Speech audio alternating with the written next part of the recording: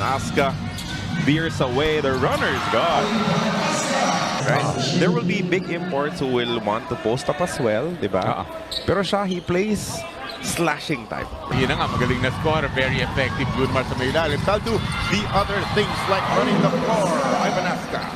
No, hindi. Minsan pinagdinakawan. Pinagdinakawan siya. Oo, kasi yun yung rip through eh, di ba? I like the reaction Si of Junmar Junmar trying to convince the referees. trying to stop him now sa may post. Repost for Junmar. Soft touch, no good. Tatayan ang gagawin niya.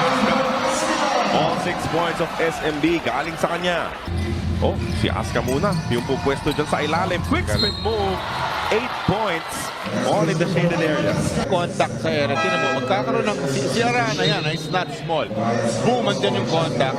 Control finish. Ivan Aska, it looks a little bit shaken up here. Oo, parang Nagpaulan naman ng tres ang Converge. Gandang depensa nga ang pinapakita ng SMB. Under 5 minutes ay tuloy-tuloy pa rin ang mainit na opensa ng import ng SMB. 100 slam para kay Aska sa fast break para bigyan ng 9-point lead ang kanyang kupunan.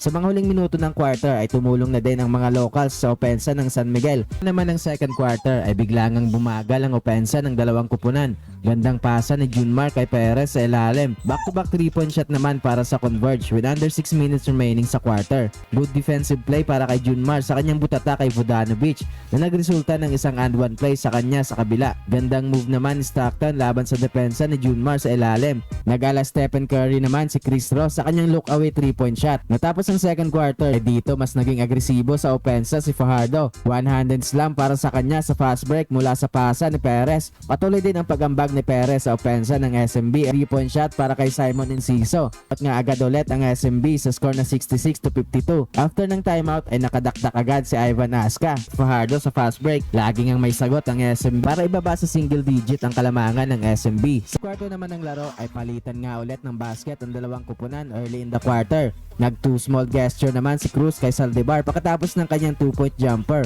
Pero mainit pa rin nga ang 3-point shooting ng Converge. Kaya unti-unti ngang nakakabalik sa laro ang Converge dahil baba nga sa 4 na puntos ang kanilang hinahabol. Big 3-point shot para kay Mactalio para ibaba sa 1 puntos ang kalamangan ng SMB. Pero agad din namang sinagot niya ni Abay ng isang and one play. Take over Abay sa kalagitnaan ng quarter para ibalik sa 9 points ang lamang ng SMB. Sa kakabasket naman ang Converge pero agad din naman ngang may sagot ang SMB. Sa huli nga ay panalo ang SMB.